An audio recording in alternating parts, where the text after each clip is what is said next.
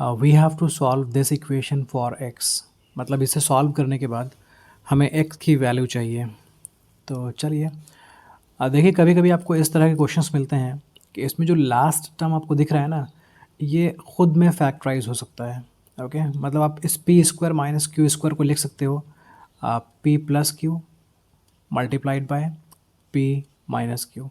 आपने एक identity learn की होगी, A square minus B square is equals to A plus B into A minus B. Okay, तो उसी को यूज़ करके मैं लिख रहा हूँ P square minus Q square is equals to this. तो आप देख रहे हैं ना कि ये जो लास्ट टर्म है ये खुद में फैक्टराइज हो सकता है। तो जब लास्ट टर्म आपको जो दिया जाए वो खुद ही फैक्टराइज होकर कुछ बन रहा हो, तो ये जो दो फैक्टर्स हैं p plus Q and p minus Q, यही हमारी हेल्प करेंगे इस पूरे क्वेश्चन को सॉल्व करने में। चलिए शुरू करते हैं। 9x² माइनस 6px प्लस, इसे आप ब्रेक कर लो p plus Q into p minus Q में। ओके, सबसे पहला काम ये है कि हम इन्हें ब्रेक करेंगे।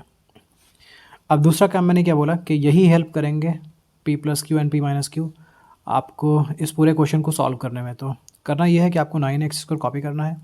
ओके, ये -6 लिख लेना है और इस x को भी लिख लेना है, लेकिन p की जगह पर आप क्या करोगे, एक ब्रैकेट लगा लोगे यहाँ पर और ब्रैकेट के अंदर कुछ लिखोगे। फिलहाल हम आगे कॉपी कर लेते हैं p plus Q and p minus Q. जब भी इस तरह के क्वेश्चंस मिलेंगे तो समझ लीजिए क्या करना है।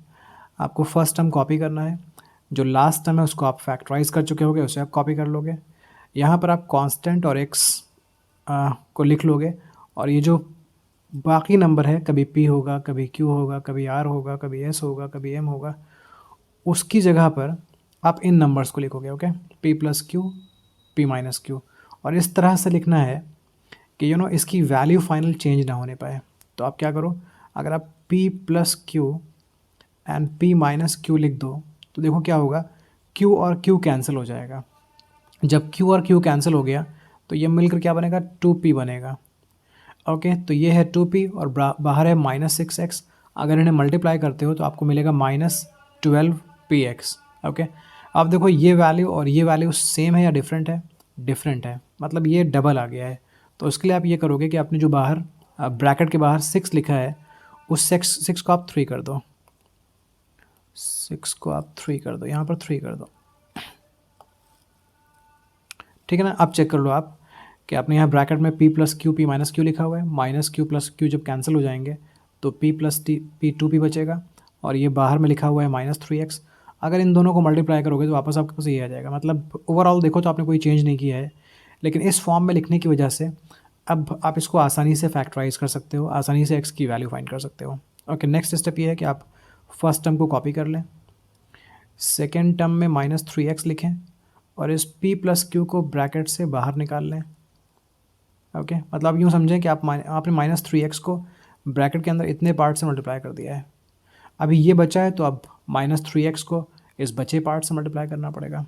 तो -3x को दोबारा मल्टीप्लाई करेंगे और इस बार p माइनस क्यू से मल्टीप्लाई कर देंगे।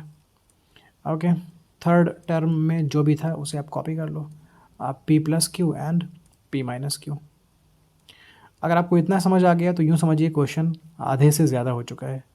अगर कोई प्रॉब्लम है तो प्लीज़ कमेंट सेक्शन में लिखिए। चलिए अब कॉमन लेते हैं। तो आप देखो ये फर्स्ट टर्म है और ये सेकंड टर्म है, जो भी कॉमन मिल सकता है ले लीजिए आप।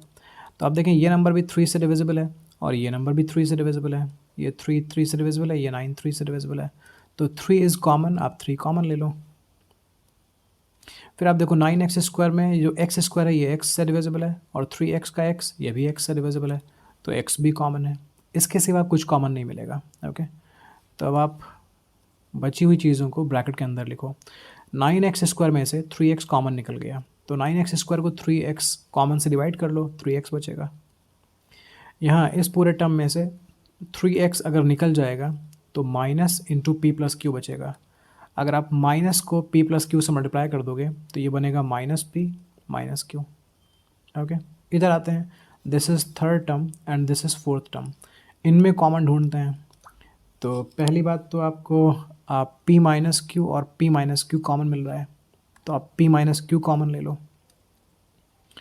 अब ये सोचना पड़ेगा कि यहाँ पर नेगेटिव कॉमन लें कि पॉजिटिव लें। अगर नेगेटिव लोगे तो होगा ये कि थर्ड टर्म और फोर्थ टर्म का साइन चेंज हो जाएगा। नेगेटिव कॉमन लेने के बाद क्या होगा, ये जो नेगेटिव दिख रहा है ये पॉजिटिव बन जाएगा, और ये जो पॉजिटिव दिख रहा है ये नेगेटिव बन जाएगा।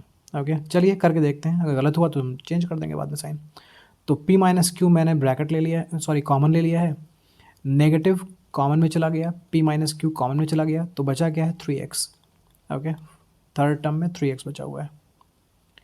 यहाँ आप देखिए क्योंकि आपने नेगेटिव कॉमन लिया है तो ये पॉजिटिव साइन चेंज होकर नेगेटिव होने वाला है, तो यहाँ नेगेटिव बचेगा, p माइनस क्यू कॉमन में निकल चुका है, और ये p प्लस क्यू बचेगा। तो ये नेगेटिव जो बन गया है ये p प्लस क्यू को मल्टीप्लाई करेगा और आपके पास नेगेटिव p नेगेटिव क्यू आ जाएगा। Okay, negative p negative Q आ जाएगा, और ये लास्ट में 0 लिख देंगे हम। अभी आप देखो आपके पास 3x minus p minus Q इस ब्रैकेट में भी है, 3x minus p minus Q इस ब्रैकेट में भी है।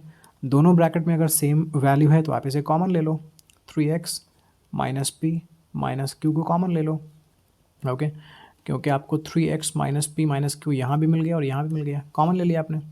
अगर आप इस पूरे फर्स्ट टर्म में से 3x minus p minus Q common ले लोगे तो बचेगा सिर्फ 3x, तो आप 3x कॉपी कर लो।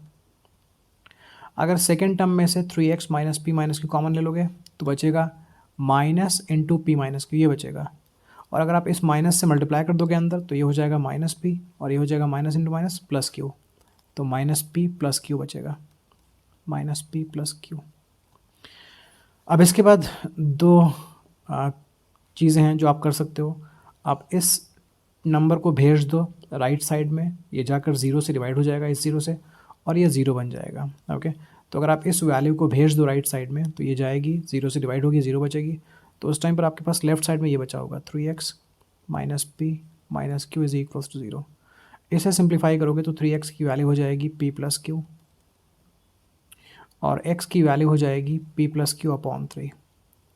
तो एक तो x का आंसर ये निकल सकता है। दूसरा ये है, दूसरी पॉसिबिलिटी ये है कि हो सकता है आप इसको भेज देते राइट साइड में। अगर इसे भेजते राइट साइड में then 3x minus p plus q की वैल्यू 0 होती, एंड 3x की वैल्यू अगर आप माइनस पी प्लस क्यू को भेज दोगे राइट साइड में तो minus P will become plus P plus Q will become minus Q. अब आप 3 को भेज दो, ये डिवाइड कर देगा p माइनस क्यू को, तो x की वैल्यू हो जाएगी p माइनस क्यू अपॉन 3। तो x की दो वैल्यूज़ हैं, आपको x की वैल्यू फाइंड करनी थी, तो p plus Q upon 3 and p minus Q upon 3। I hope ये क्लियर है। कहीं कोई कन्फ्यूजन है तो प्लीज़ कमेंट सेक्शन में बताइए मुझे। Thank you.